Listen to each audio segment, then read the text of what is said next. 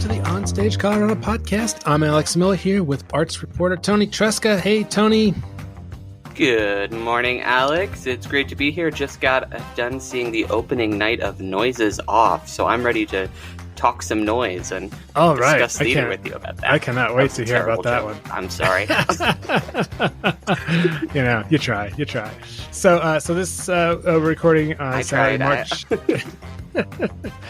So we're recording this on Saturday, March 23rd, and as usual, we'll take a look at some of the latest shows that are on stage around Colorado, the ones that we've seen and reviewed, and we'll take a look at what's coming up all around the state in the next 10 days or something like that. So, and then also later in the pod, you've got an interview. Do you want to tell us who that's with, Toni? Absolutely, yeah. So later in the pod, I am talking with Bernie Cardell, who is the artistic director of Vintage Theater, and we're chatting about his 150th production, The Glass Menagerie, which is currently up at Vintage Theater, and it's running through April. We also kind of just talk a little bit. He's also across town in Littleton as a part of their production of Raisin, which just opened as well, so we talk about that. And then we also talk about the significant milestone of Vintage Theater purchasing its building, and then also kind of talk a little bit about the 24th season and what is to come over at Vintage. So a lot of exciting stuff. That's great. Yeah. Bernie and Vintage. Bernie is like the busiest man in show business, or one of the probably top 5 in terms of the number of shows that he's personally involved with. And not just at Vintage, at other theaters, and so he is definitely very much a working director, also as the director of the whole theater there. So look forward to hearing that. So stick around for that. I don't think we have anything in the mailroom this week. Nope. I did want to ask you. So I didn't make it to Local Labs, a local theater's annual new play festival. You got over to hear some of the readings, didn't you? Yeah, I did. It's a 3-day festival, and I managed to get there for 2 days of it. I missed Friday night, which was the reading of Beth Henley's play, who's the Pulitzer Prize winner, Crime to the Heart, her play The Unbuttoning, which was about this button salesman who travels to in the Blue Ridge Mountains. I didn't see it, but I heard it was pretty entertaining. But I did get to see the last 2 plays, Stockade by Andrew Rosendorf with Carlin Queen, who that name may sound familiar because he was just at the Colorado New Play Summit with this team with their play One Shot. Right. And so this is actually a follow-up to a work that they did with Local Lab a few years ago called Paper Cuts. And this play is kind of it's set in the Lavender Scare right after World War II. On Fire Island, and it's following this group of queer soldiers, and as they're kind of discussing what to do next, how they move on, particularly in the context of the war and everything they've seen. I thought that was a very strong play. Andrew and Carlin have a really good grip of dialogue and master of characters, and that was on full display in that production. Oh, that sounds really interesting. What was the other one that you saw? So the other one, this was on Sunday. This was by Michelle Tyreen Johnson, and it was called Chasing Breadcrumbs. And so this play was essentially about a Black writer who is hired by a group of Karens, literally that is what they call themselves, and to write a play for them about their organization's founder. To make them feel, because they're tired of people calling them Karens and making fun of them. So they want to do something that'll make them look really good. And so they commission this Black playwright to write them this play. But things do not maybe go exactly as they plan. Okay. And what was the name of that one again? That one is called Chasing Breadcrumbs, and it's really got a feel. It's very similar if you've seen American Fiction, which came out earlier this year, or feels very similar in tone to kind of American Fiction meets Get Out, if that makes sense to people. So it's very biting. I think they should just call it Karens. I think that would probably get more attention. It's so weird the way that a perfectly normal name became like this. I don't know if insult's the right word, but I know plenty of Karens that are perfectly nice people. Very, very strange phenomenon. So, Okay, well, I know that we wanted to talk comedy. So you recently had your first cover story on Westword, which is really exciting. Congrats on that. That's always a big deal for Thank any you. journalist, to get a cover story on the front page of especially a significant publication like Westword. So tell us a little bit about. So this was about kind of the comedy scene in Colorado and I guess maybe around the country. What was the gist of your story? So the gist of my story is that I just kept hearing from like touring comedians who I interview, because part of my job for Westword, the beat I cover, is when big comedians come from out of town, I'll usually do a pre-show interview with them, kind of get to chat a little bit about their work, their comedy career, why they're coming to Denver. And I just kept hearing over and over again from artists who are coming into the city, as well as local comics, that Denver is a major comedy hub right alongside cities like New York, LA, and Chicago, if not better than some of those cities for performing. And the thing that these comics kept like crystalling in on was there's just something about the Denver audience scene that is just really, really special. And they kind of trace that back to Denver kind of having this like middle America feel almost, where they're kind of, you can make jokes since it's kind of close to rural areas, you can make more rural jokes, but there's also got big cities and hubs with tech people. So you can make those kind of jokes as well. And nobody gets too offended. And so that's kind of why a lot of the people kind of continue coming to Denver to record their specials. Like a lot of big comedians will record specials here or they'll just do multi-day runs, which they'll sell out at theaters across town. So yeah, it was really fun to kind of trace it from back in kind of around the 80s when the comedy scene was also experiencing another boom of sorts. Although, Right. according to Wendy Curtis, she's been in the comedy scene for decades and owner of Comedy Work. She started there as a cocktail waitress. And she was just talking about how she kind of also attributes part of it to the pandemic and people kind of wanting an excuse to come together and also just kind of laugh. And she Right. talked about that as being very healing, particularly in the post-pandemic environment. Very interesting. Yeah, in the 80s, I mean, it was kind of like Eddie Murphy sort of had these huge shows, and he I don't know if I would he wasn't the first comedy megastar, but he was definitely really, really big, and he was playing places like Carnegie Hall, and I'm just astounded by some of these, that a single person can go and sell out Red Rocks and just stand there with a microphone saying stuff that's funny, and it just amazing me. Or some of them, and so I was looking at just a Billboard story about the list of the top stand-ups in 2023 by like what they made, and the top five. Mm-hmm. Kevin Hart made $67 million. Dave Chappelle, $36 million. And they noted that Kevin Hart had that much more because he did like twice as many shows as anybody else. Like he's a very hardworking comic. A guy I've never heard of called Bert Kreischer made $32 million. Bill Burr, who I know pretty well, made $20 million. And another guy I never heard of, Nate Bargatze, earned $20 million. In the seventh spot was the only woman in the top 10, Taylor Tomlinson, who raked in 17 million, still pretty respectable. So yeah, what else did in your story did you come across as like some of what's driving this, at least or nationally, not just Colorado? Nationally, the kind of the rise of social media was a big thing that kind of coming up in conversations as well. Before the comedy scene, I mean, as a lot of entertainment industries, they had a lot of gatekeepers that you kind of had to go through in order to get time on stage, convince people that you could sell out, whatever. But social media has kind of flipped that and kind of removed some of those gatekeepers and just allowed, if you can connect with an audience online and you can prove that and you can prove your success in that space, it can only take comics like 2 or 3 years to prove to these comedy club owners that they are worthy of getting on their stage, being a headliner, whereas that used to take 10 or 15 years touring the scene before you would actually get that time on the stage. So that has just significantly kind of altered how bookings work. And it's also kind of coincided with an increased ticket sales, which I guess a lot of people seem to attribute is like, yeah, the audiences really do know us now because we've been able to connect to them via Netflix specials, YouTube specials, Amazon specials, whatever, in addition to their TikTok or Instagram or whatever social media presence that allows them to just like really get up and close and personal with their fans. Right.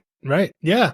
Because, nobody wants to go to a comedy club and see a comic that sucks, so it's great to be able to test drive them a little bit. And unless it was a big act that you might have seen on, back in the day, like Johnny Carson or Letterman or one of those, you might have seen a snippet of them. You couldn't really know for sure. Now there's a way to vet them a little more closely before you go in. So, and I think what's interesting about stand-up is as opposed to, say, a really funny comedic play on stage, is the same reason why we like to watch, tightrope walkers or other people that are doing something really daring and risky, which is standing up there with nothing but a microphone between you and an audience that's ready to heckle you if you're not good. Yeah, I think it's funny that you say that. Comedian Chelsea Cook, who she actually is going to be back here in Denver in May, and she is one of those comedians who she actually did record her first special at Comedy Works in Denver, The Hustler. And she was talking to me explicitly about that. She was like, we recorded multiple sets because you never know what's going to go wrong when you're recording or doing comedy in any capacity. And they actually, she told some very funny stories to me about how it was actually the big Avalanche game that night. So she was really worried that first they weren't going to sell any tickets. And then when the Avalanche game did come out, people were super rowdy, which creates a whole other comedy dynamic in the room, which it was, yeah. Now, do you go to comedy clubs very often, Tony? I do. I kind of find myself in comedy clubs at least 2 or 3 or 4 times a month for shows. I kind of try to hit up. I find myself in Rise Comedy frequently, the Denver Improv, Comedy Works, both their downtown as well as their south location. I'm in Chaos Bloom quite a bit because they host a variety of theater events as well over in that space. And so, yeah, I kind of hop around town. Yeah, that's great. And so I think you were also telling me at one point that comedy clubs are, so they're part of this boom, and they've got like just this amazing, these. I mean, Comedy Works kind of has, what do they have? 2 venues. They have one in Greenwood Village and then another one downtown. And they just book. I mean, and you recognize a lot of the comedians coming through there. And then, so that's kind of like a pretty, is that a nationwide chain, Comedy Works? No, that is a Denver run Comedy Works. It's managed by just a really incredible Denver team. Like I mentioned, Wendy Curtis over there is the longtime owner and she's been booking there for even longer than she's owned it. The Denver Improv, however, that is a national comedy chain. That's our local version of the Improv, which has clubs all around the country. Okay. And then what about Rise Comedy? What's their story? Yeah, so Rise Comedy was actually founded in 2011 by Stephen Wilder. It was originally under the moniker Voodoo Comedy Playhouse. But then in around 2019, new partners, co-owners, Nick Armstrong and Josh Nichols came in, and they evolved the venue into Rise Comedy. And so now typical evening over there features everything from stand-up, improv, sketch comedy, drag, clown shows, and they even host comedy festivals in there as well. And so yeah, it's a really nice space. They've definitely turned it around in recent years, and because it used to just largely be more of stand up and improv, and now they've really opened it up in recent years. Yeah, it's interesting. I don't often go to comedy clubs. I could probably count on one hand the number I've been to in my life, and it's not because I don't like them. It's just I don't know.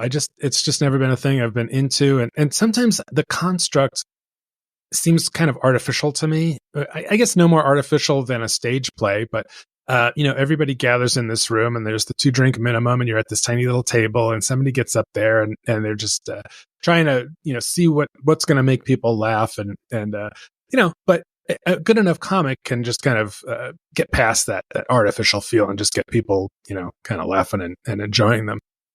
So it's a pretty interesting phenomenon. I wonder what the rest of the world is like with stand-up comedy. I wonder if do they stand-up comedy in Germany or Botswana? I don't know. Oh, I'm not sure what comedy looks like on the global scale. I'm sure that they must have like some kind of comic storytelling or something akin to stand up. It seems like particularly, I guess, with the direction that comedy and stand up has been going, where it is so much more now story based rather than like punchline based, trying to get Right. in as many jokes. I bet there is something similar around the rest of the world. I don't know. Yeah, it is a form of storytelling. And, there are some people who kind of straddle the line between a stand-up comic and a storyteller. And some people really enjoy that particular form as well. But I think it's also interesting that, and I think this is wise for them to do, is that some of our theater companies are saying, hey, when we've got if we don't have a show up, let's try and get some comedy in here. And so I know like Theater Silco up in Silverthorne has a regular stand-up thing. I know Creed does their members of the rep company will do a stand-up show, I think at least once or twice a week. There's a monthly thing at the Bug that's called Freak Show that Jerry Henshaw and another comic host. What are some of the other ones that you can think of around town? And it's okay if you can't think of any. Of kind of like theater spots. Yeah, theaters that are kind of dipping their toes in the stand-up waters. Oh God, now I'm blank. I'm blanking. I'm drawing a blank here. Okay. Yeah. And some of them are maybe just one-offs, the theaters will do, but some of them try and do kind of a more regular thing. So, yeah, that's great. Well, I was also looking to see like some of the upcoming big acts that are coming to town here. So, John Lovitz is going to be at Comedy Works in Greenwood Village on March 29th. Now, he's kind of an older name, but a lot of people from the old Saturday Night Live days will remember him. Mike Birbiglia is going to be at Paramount March 29th and 30th. And you were trying to get a hold of him to do a story. Are you doing a preview of Mike? Mike is too famous for me. Well, I actually know his sister pretty well. I used to work with her at the Summit County Journal. She was a reporter there. But I don't think I have enough. It's a very old. I don't think I can get any help from you there. But it's one of those weird connections. Chelsea Handler is going to be at the Buell April 5th. The Buell. She's very nice. I've interviewed her before when she's come to Denver. She comes to Denver a lot. And that's good for her. I think that's good for her that she's at the Buell. That was not where I saw her last time she was here. Wow, that's amazing. That's a big space to fill. And I don't know too much about Chelsea Handler. What's her story? What's her act like? Her act is very crowd worky. She does a lot of kind of crowd work, and she tells a lot of kind of these kind of jokes, I guess, kind of about her sex life, if I'm being totally honest. She does a lot of those kind of blue jokes. She's very funny. She's been making the round. She's from New Jersey. She's kind of got that feel to her as well. So yeah. Yeah. Cool. Trevor Noah, the former Daily Show host, is going to be at Red Rocks May 2nd. I don't know what his stand-up is like, but he was very funny on the show. So Pete Davidson. It's very similar to his kind of his Daily Show. Okay. Vibe, that monologue act. Yeah. Pete Davidson's going to be at the Boulder Theater on May 18th and also at the Paramount on May 19th. And then Bill Burr, who I'm pretty familiar with, I occasionally watch some of the specials with my son Andy, and he really loves Bill Burr, and he'll be at the Belco on June 5th. And then Dinosaur Town, Steve Martin and Martin Short will be at Red Rocks on June 14th. And I'm just interested. It's like, who would buy tickets to that? I mean, I love Steve Martin. I'm not a huge Martin Short fan, but I guess anybody who's into Only Murders in the Building would be curious to see them together on stage. I mean, that was kind of why their tickets are stupid expensive though. So God, I was hate that. But I was kind of looking. I was looking. I was like, I freaking love Only Murders in the Building. It's a great show, by the way. If anybody who's listening to this has not seen that show, I think this it's definitely in that like theatery sensibility, although it's about podcasting.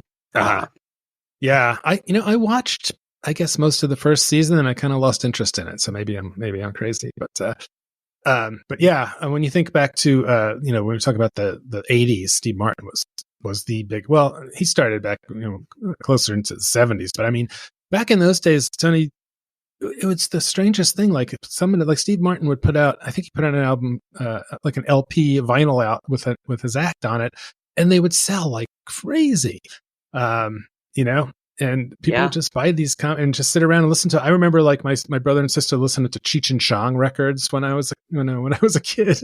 So I learned a lot of interesting things from hearing those when I was like 10 years old.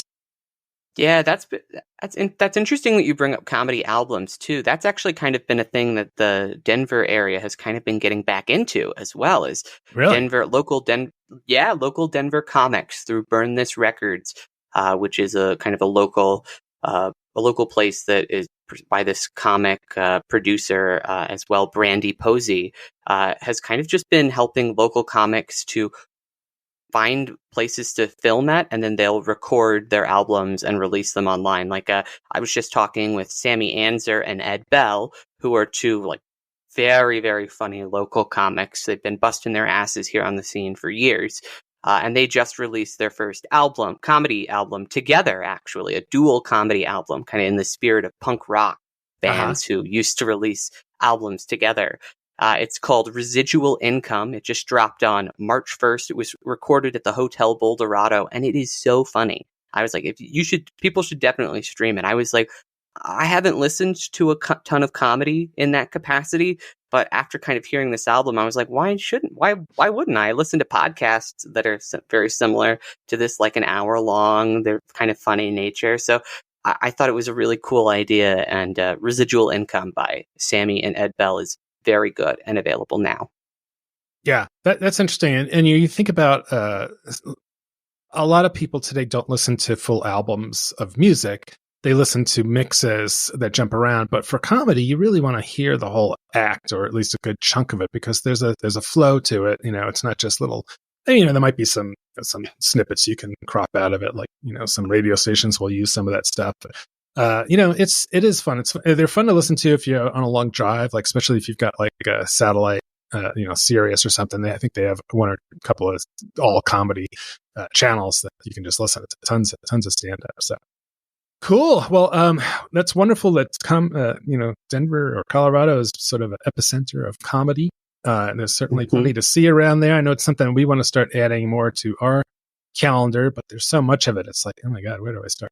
And it's not even just like we're dealing with just the national acts. Denver is a real birthplace for local comics as well. Like Sammy, Ed, you got Hannah Jones, Georgia Comstock, who are these are working comics who are in the city, who are actively in the city, and who are all very, very funny. But yeah, definitely makes it hard to keep your calendar straight, because if you think the theater schedule is crazy, the comedy schedule is like even more packed, with even more people coming in and out of the comedy clubs every week.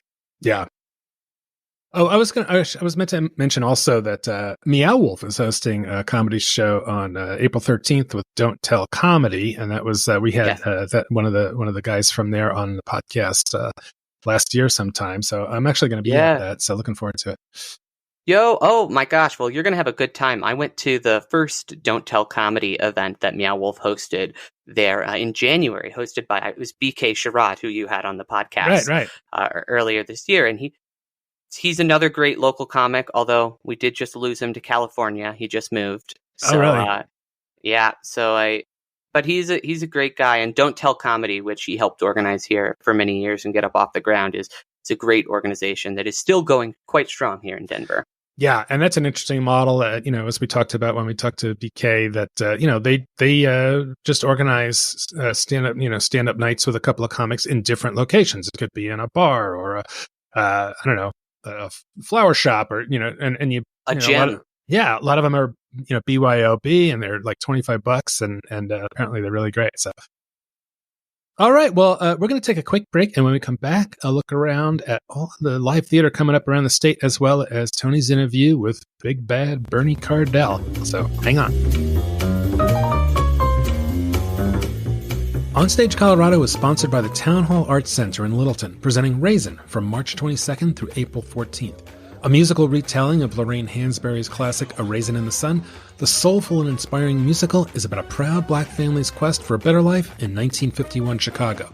It's a timeless story of family conflict, forgiveness, and the pursuit of the American dream.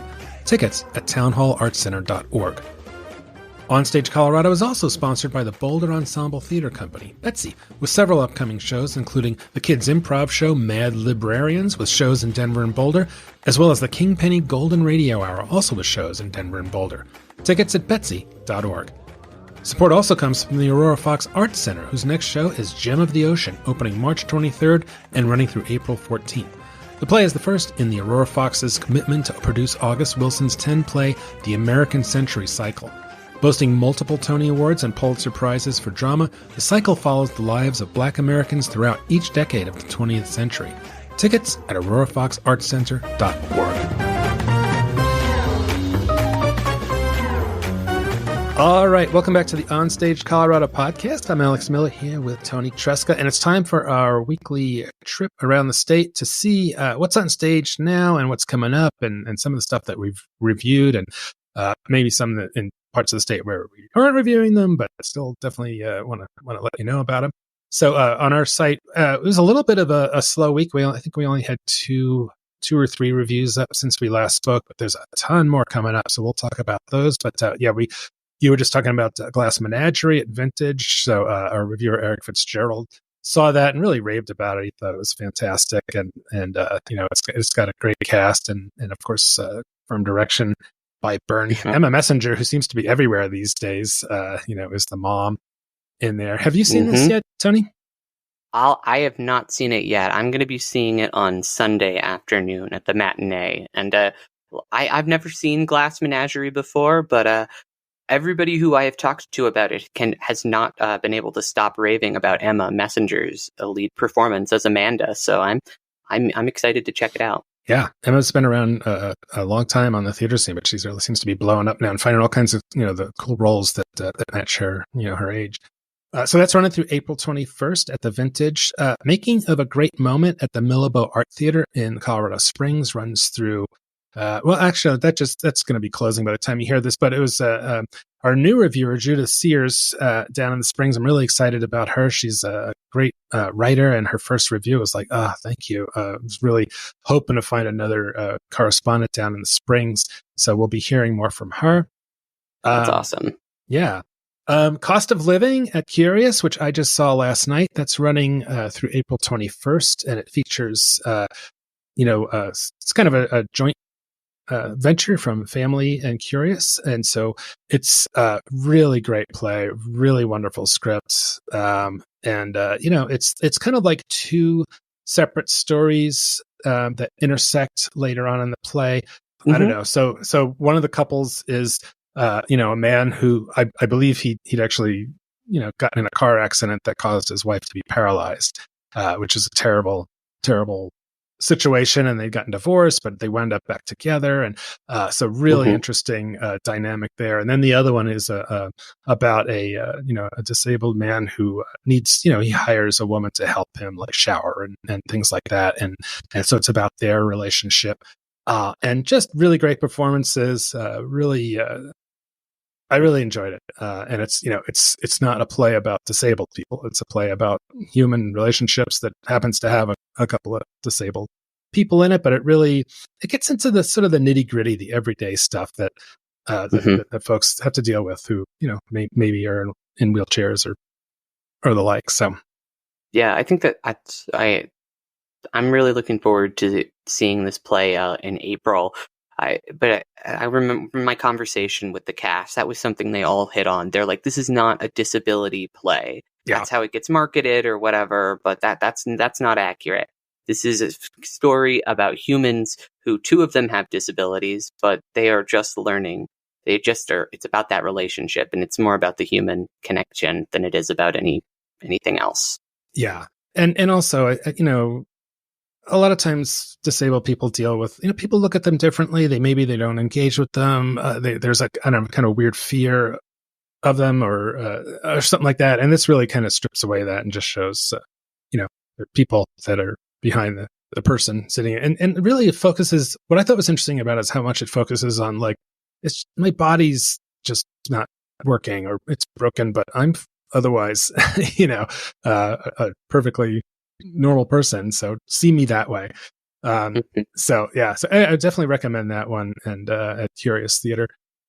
Also on the kind of a different kind of show, Music Man at the Lakewood Cultural Center. So an old warhorse of a musical about a con man, which is, very apropos this time during the election season. Think about the way that one man can con an entire town or say country. So that's running. Whoa, Alex, don't want to get too political on the podcast. Whoa. Why not?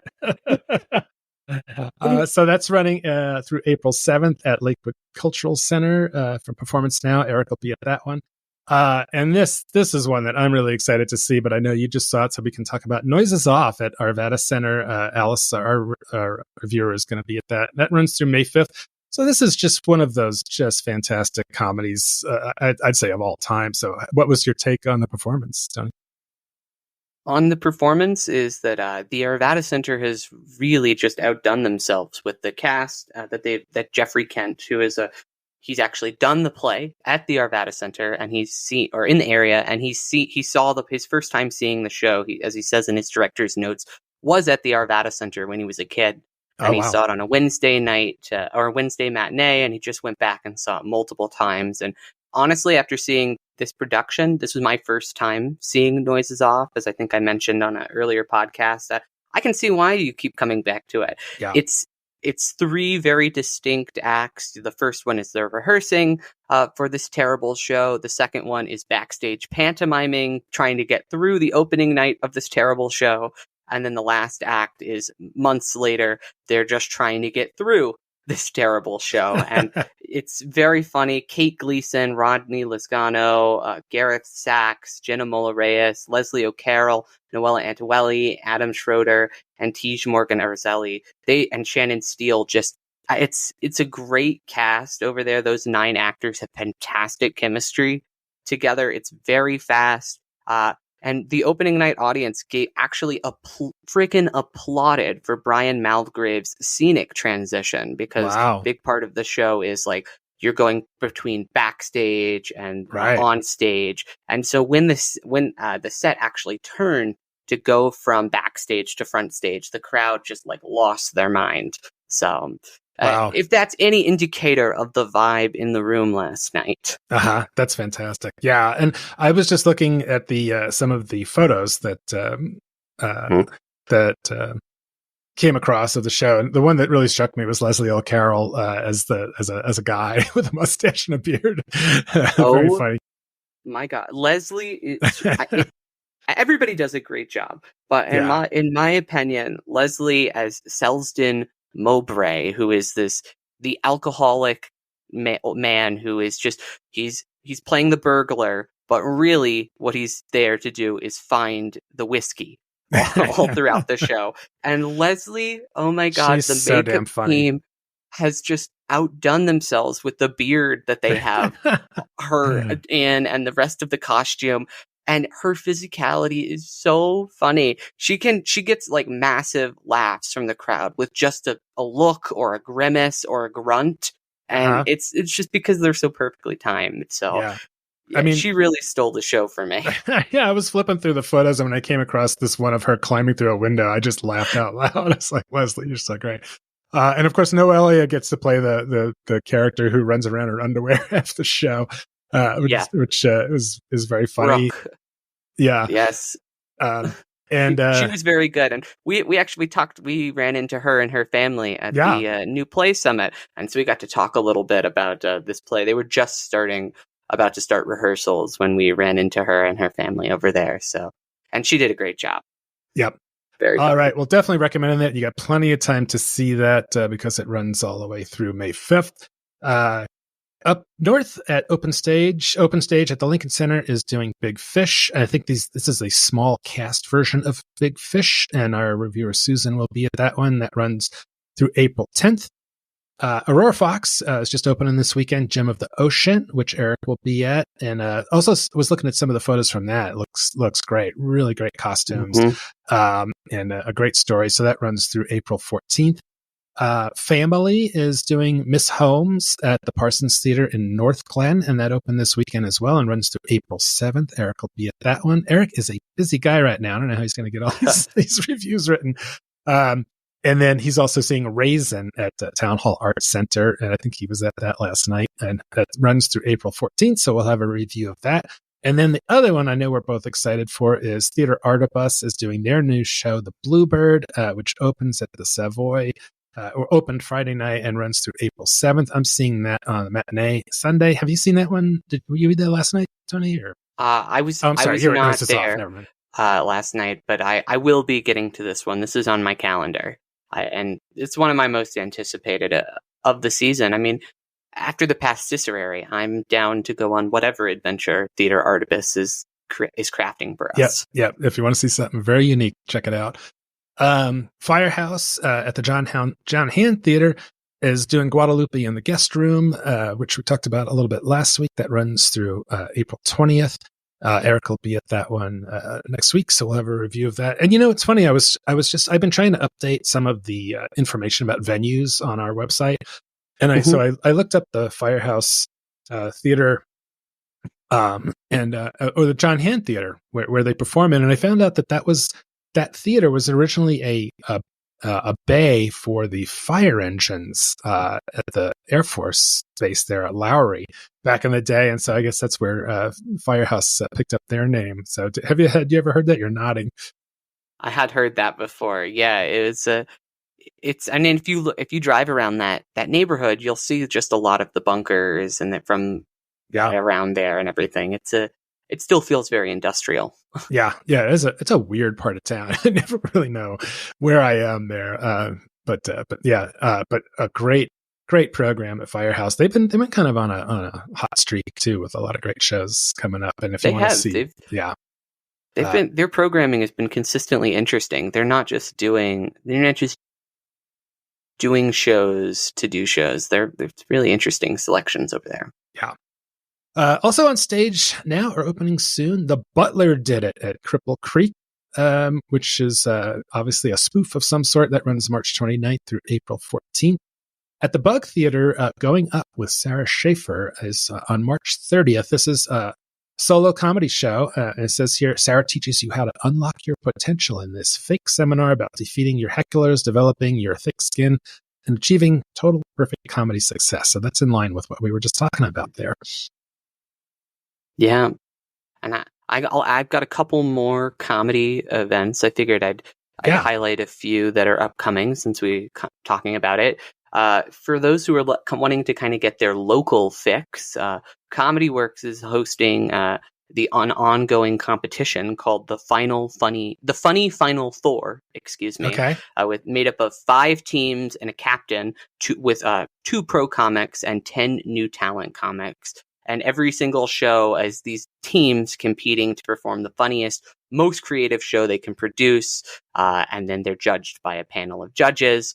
This event kind of kicked off in February 7th, and it's running through May. So you have plenty of time. It's a really fun competition because you really are just seeing these local comics kind of just like riff for each other and make it. And there's a lot of really good comics on display, including like a couple of the ones who I mentioned. Ed Bell, Georgia Comstock are going to be there. And then also like Hannah Jones, and then the Growlex people are going to be there. Andrew Ortefield and Ben Roy. And so, yeah, that one's a fun one. And then another local act that's going to be coming up soon is Adam Caden Holland he's actually going to be celebrating his 20th year in comedy. He's a local guy. He was a Westword staff writer for a little while. Created the Growlex. He hosted a television show, Those Who Can't. And he's going to be doing his 20-year in comedy show at Comedy Works downtown, April 25th. So that one's another one you don't want to miss. He's a great comic, and he's just been doing great work in the scene for 3 years. So that's another good one. I should also I should also mention Rattlebrain, which is they've been around since 2002 here in the Denver area, and a lot of people know them from their Christmas show, Santa's Big Red Sack. But they've got a couple of things coming up at the People's Building in Aurora. They're doing their Spackle the Crack sketch improv show April 4th through 6th. And then they'll be at back at the People's Building April 11th through 13th with something called Ruby and Price Start a Cult. Start a Cult, which sounds great. And then also April 18th through 20th at the People's, they're doing one called Happyville. And then Improv Thunderdome, which is going to be at Fiction Beer and Parker, April 27th. So those guys are a lot of fun and very much a local troupe to check out if you haven't seen them. So, all right, well, hang on. We're going to get to Toni's interview with Bernie Cardell. So stick around. Hey, Bernie, how's it going? Hey, Toni, it's great. How are you doing? I am doing well, but I just heard from you that you are riding high from the opening night of Raisin. We're talking on it is Saturday morning, March 23rd. So I've got you fresh off of the high of Raisin at Town Hall Arts Center. How was that? Right. It was a wonderful opening night. Raisin, directed by Christopher Page Sanders at the Town Hall Arts Center. It runs through April 14th. It's a wonderful show. Christopher has done an amazing job directing and choreographing. The cast is it's fantastic. They're fantastic. Yeah, it just looks like a really joyful production over there. It's a adaptation of Raisin in the Sun, not done super often. So it's cool that you guys are doing it. What role do you play in that production, Bernie? I play Carl Lindner, who is a member of the Clybourne Park Improvement Association. So it's the first time I have played a maybe less than savory character in a show. Oh. I have mine is a smaller part. So to come see, but people need to come see this cast. Mm-hmm. Absolutely. They're incredible. Yeah. And you know a lot about putting together a good cast. You're, of course, the artistic director over at Vintage Theater, and you're also a freelance director in your own right who do shows all around town, including the Glass Menagerie, which is up at Vintage right now and running through April 21st. So congratulations again. That is your 150th production. How do you feel about it? How is that feeling for you? It feels amazing, and I did not expect to be opening my 151st show so soon after show number 150. But that's how it turned out, and I'm lucky to be doing both projects. I've been thinking a lot about 150 shows. It's hard to grasp it a little bit. Yeah. That's a lot of shows. And so, yeah, I mean, I just look back and it's incredible thinking about all of the different theaters that I've worked with and all the different people that I've worked with. And there's just so much history, so many fabulous memories and great shows. And yeah, because this is your 150th, not just as a director. This is theater production that you have done. So, is that right? This is 150 shows that I have either acted in or directed. Yeah. So you mentioned that a lot of memories are kind of come to your mind as you think back. What are some of your favorites over the 150 run that you've had? Oh gosh. Well, the first thing that comes up, certainly Tony Kushner's Angels in America that we produced at Vintage Theater in 2010. We had a fabulous, amazing cast. The heart, even now looking back, still one of the most strenuous projects I've ever done. Ever been a part of. And then having just directed The Inheritance, another 2-part 6-hour play, that was much easier. Not overall, but because I had already had that experience once, there were things that were easier about the doing it this time. But yeah, Angels of America, and we were at the old Vintage on 17th and Vine on the tiniest stage you can imagine, maybe even a little smaller than our black box. at our current location, but it was more of a square. And there were people that would say that we couldn't do it, that it couldn't be done there. And I don't know, it was just something to be. I was really proud of, Hmm. and Yeah. our amazing cast, and it's very, very sweet. Yeah. And then another one that comes up is playing Max in The Producers at Town Hall Art Center. It was a dream of a role, and working with Bob Wells who was the director, and Tim Howard, who was my co-star. Mhm. The cast was hilariously funny, just the funny group of people. Um, and Bob Wells, just a master at directing that style of comedy. Um, Mhm. yeah, it was so much fun. Yeah. Oh my. Thank you for kind of going down memory lane with me there. That's cool to hear about that. So, how did you kind of pick the Glass Menagerie as this milestone production for your Mhm. 150th? How did you settle on this play? Do you have a special connection to it? I mean, I don't have an overly special connection to it. I'm a huge Tennessee Williams fan. Mhm. Our audience are vintage. They seem to love when we do Tennessee Williams. We've done Streetcar and Cat and Hot Tin Roof. But we've done both of those twice at Vintage over the last 20 years. And it was a show I've never directed, so Mm. I wanted something for my 150th that I'd never done before. And this is an author that I love that will work really well for our season and our audience.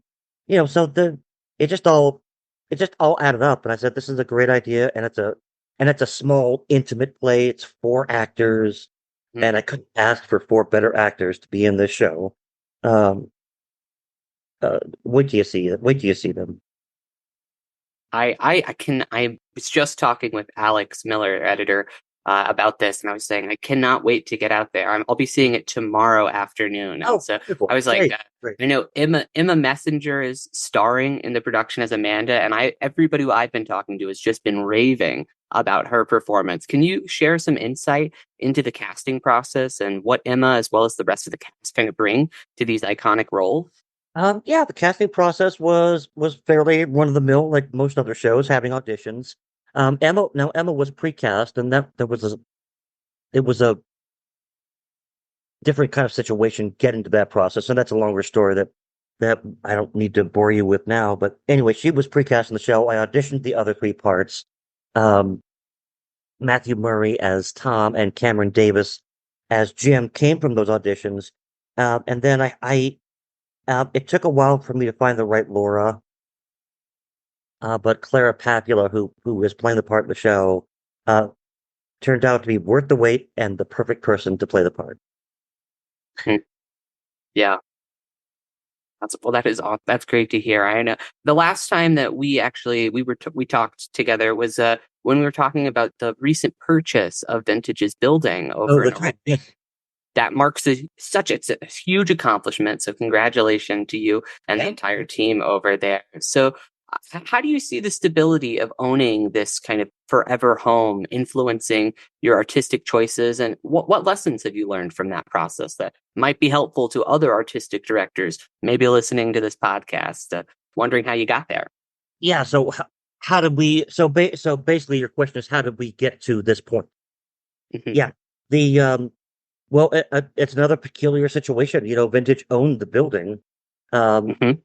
and well, as you know, since we already talked about this, uh, Vintage owned the building. The city bought it from us when we were in kind of financial dire straits, and then now we have just completed the purchase of buying the building back from them.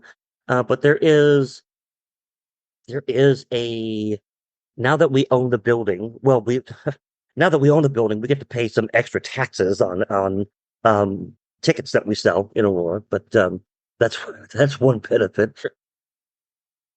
First of all, there is just the feeling of stability, Mhm. right? And I think anyone that has rented versus owned a home would know that difference. Mhm. Yeah, Absolutely. yeah. So, I mean, in terms of how that affects artistic choices, um, I don't know that will particularly affect what shows that we do, and it's not going to change what the kinds of things that we do with vintage. Yeah. Vintage is still going to feel like vintage. It's just now you guys have that permanent home. That's right. Yeah. So now we only need to raise $1 million, and then we'll be great. Only $1 million. So if any millionaires are out there listening and you want to write a check to Vintage Theater, I'm right. sure Bernie would not object. No objections here. No, absolutely no donation is too low. Yeah, I believe that. So you've also got upcoming the Vintage Theater 24th season announcement gala, which is going to be on Saturday, April 27th at 7 p.m. Which big event, silent auction, entertainment, food, drink, and you guys are going to be announcing your next slate of shows. So can you maybe give a hint or a tease about some themes or types of productions that patrons might be expecting from the so upcoming announcement? First of all, it's our 24th season that we're announcing, which again, I'm so grateful that people have kept coming to see shows with us, and it's just amazing.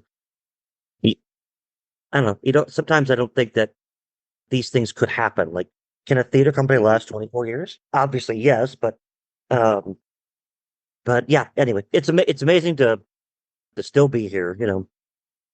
So yeah, we'll be announcing our 24th season. The in surveying our patrons, folks are asking for a little more levity, Okay. a little more fun.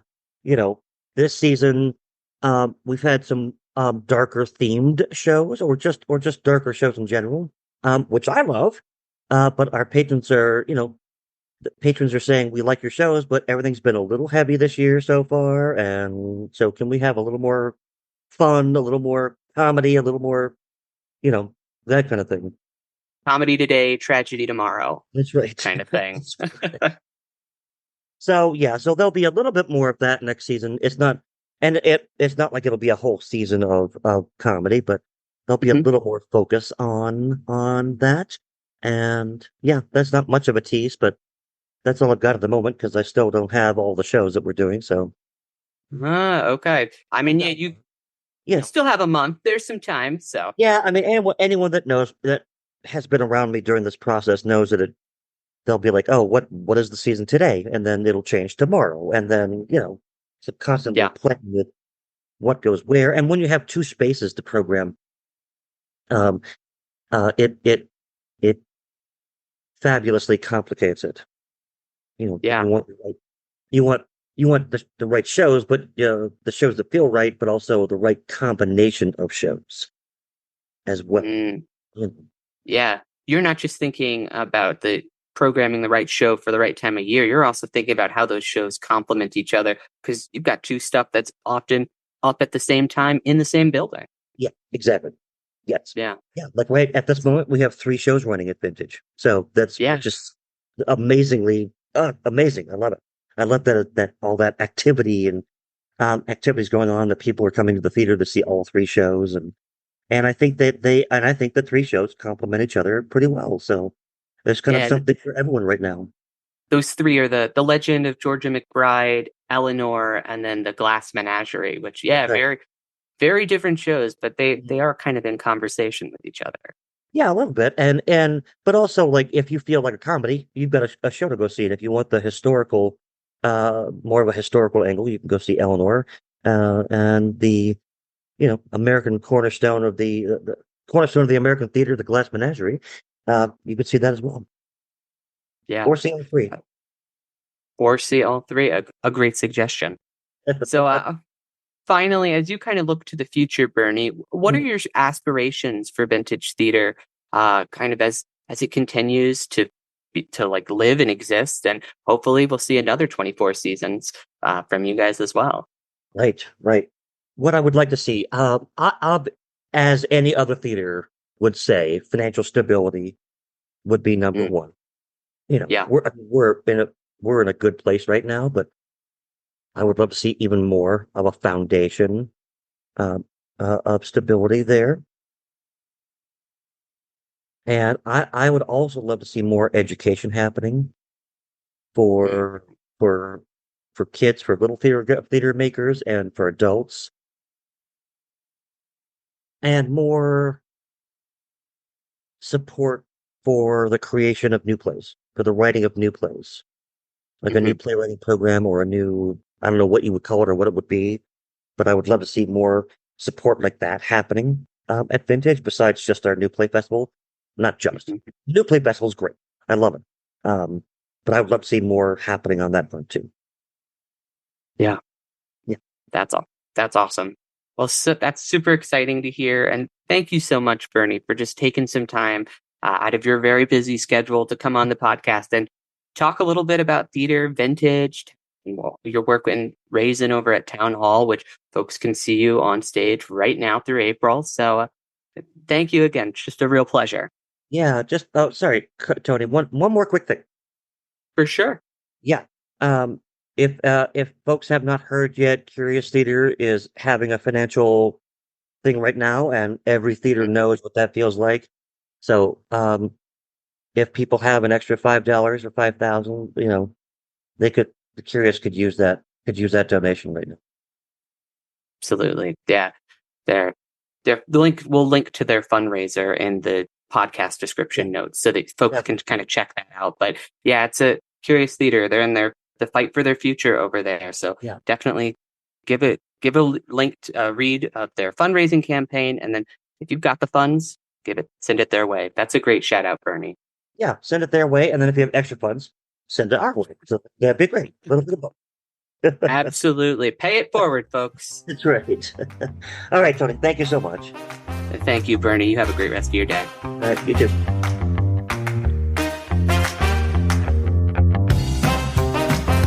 All right. Well, that's it for this week's episode. Thanks so much to Bernie Cardell for taking time to talk with you, Tony. That was a great interview.